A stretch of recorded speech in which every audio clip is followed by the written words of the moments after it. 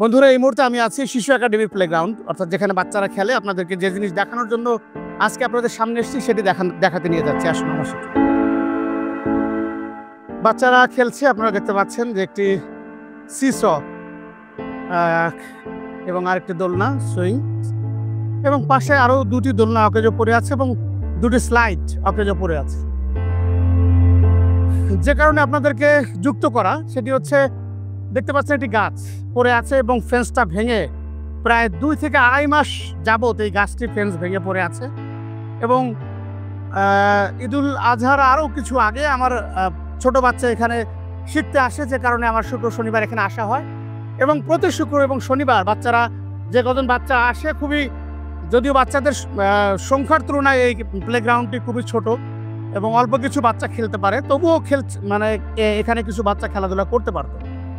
কিন্তু দেখুন যে সরকারি একটি হিসাব বিকাশ, যে কারণে আমার এটি আপনাদের সাথে যুক্ত হওয়া, সেটি হচ্ছে যে আসলে সরকারি মাল দরিয়ায় ঢাল, এরকম একটি কথা রয়েছে বাংলাদেশে।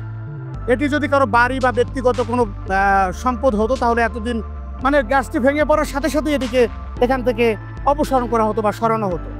বাংলাদেশে ধরেন এই যে ঢাকায় সিটি কর্পোরেশন রয়েছে, এখানে গণপূর্ত রয়েছে, এখানে শিশু একাডেমির কর্তৃপক্ষ রয়েছে, তারা এই একটিমাত্র গাছ এখান থেকে সরাতে পারেনি আড়াই মাসে। যদিও তারা সরকারি কর্মকর্তারা, আপনারা জানেন যে তাদের পেনশন, তাদের বাসা বাড়ি আবাসস্থল, তাদের ঝুঁকি ভাতা, তাদের রেশন, তাদের সরকারি চেয়ার টেনে দেওয়ার জন্য লোক রয়েছে। তো এরকম মানে বাংলাদেশের যাদেরকে আসলে তারা সেবক কিন্তু চাকর হিসেবে গালি দেওয়া হয়, মানে আমলাতন্ত্রের যে একটি ভয়াবহ রূপ বাংলাদেশে, সেটির একটি উদাহরণ এটি হতে পারে। কারণ এইরকম একটি সহজ কাজ মানে করা, মানে এখানে একটি দিয়ে শুধুমাত্র একটা মানে একজন ব্যক্তি সে কাজটি করতে পারে। একজন পিয়নকে বললে ওই গাছটি সরাই দিতে পারে। বাংলাদেশে বড় বড় প্রকল্পে দেখবেন বা যেখানে এরকম সরকারি গাছগাছরা প্রতিনিয়ত কেটে নিয়ে যাচ্ছে, যারা বিনা নোটিশে, সরকারি কর্মকর্তারাও লোপাট করতেছে। তারপরও এই জায়গায় যেহেতু এটি চোখের সামনে দিয়ে মশা পার হতে দেবে না সরকারি কর্মকর্তারা, মেপে কাটবে। এই গাছটি সরানোর জন্য টেন্ডার হবে, ওই টেন্ডার দেখা যাচ্ছে লাখ টাকার টেন্ডার, গাছটিও গায়েব করে ফেলবে, টাকাও গায়েব করে ফেলবে, যে কারণে এরকম ঘটনা ঘটাচ্ছে। তো আড়াই মাস ধরে বাংলাদেশের মানুষ কতটা সহনীয় আপনি খেয়াল করুন। এখানে প্রচুর মশা, এবং এখানে শিশু একাডেমিতে বাচ্চা যাদের এখানে পড়তে আসে, বিভিন্ন ধরনের আবৃত্তি হতে পারে, উপস্থাপনা হতে পারে, চিত্রাঙ্কন, নানা ধরনের এখানে কিন্তু ক্লাস নেওয়া হয়ে থাকে, নানা ধরনের শিক্ষা দিয়ে থাকে শিশু একাডেমি। কিন্তু এই যে একটা শিক্ষা, ধরেন মানুষ যাদের বাচ্চা এখানে পড়ে, সেই অভিভাবকরা কেউ প্রতিবাদ করেনি এখন পর্যন্ত, মানে কারো কোনো মাথা ব্যথাই নেই। তারা ধরেই নিয়েছে সরকারি প্রতিষ্ঠান মানে এই ধরনের অনিয়ম, বা এটা কবে ঠিক হবে, কবে টেন্ডার হবে, কবে এই গাছ কাটার টেন্ডার হবে। মানে একটা গাছ, ভাবতে পারেন, মানে এই গাছটি সরাবে সেই লোকটি নেই।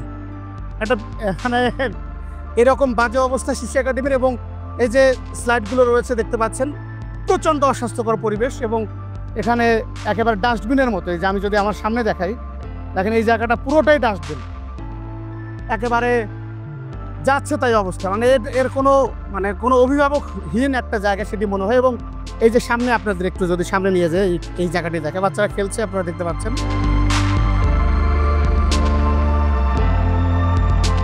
এই যে জায়গাটি দেখছেন, এটি একটি সুইমিং পুল করার কথা ছিল বাচ্চারা এখানে ছোট বাচ্চারা, এটি একটি মোবাইল সুইমিং পুল, মানে এটিকে যে কোনো মুহূর্তে অপসারণ করা যাবে এরকম একটি সুইমিং পুল হওয়ার কথা ছিল, যেটি হয়েছিল। কিন্তু প্রায় 1.5 থেকে 2 বছর এখানে সুইমিং পুলটি পচে গলে নষ্ট হয়ে গেছে। এরপর যে সেই পচা অংশ তারা তুলে নিয়ে গেছে।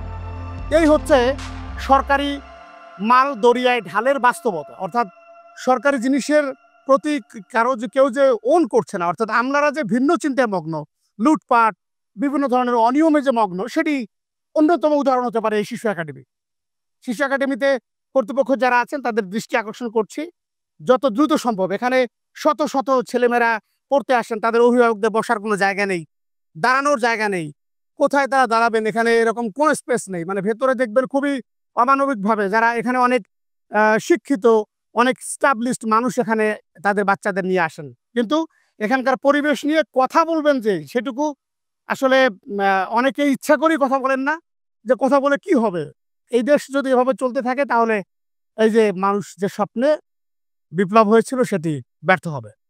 ভালো থাকবেন সবাই। আল্লাহ হাফেজ।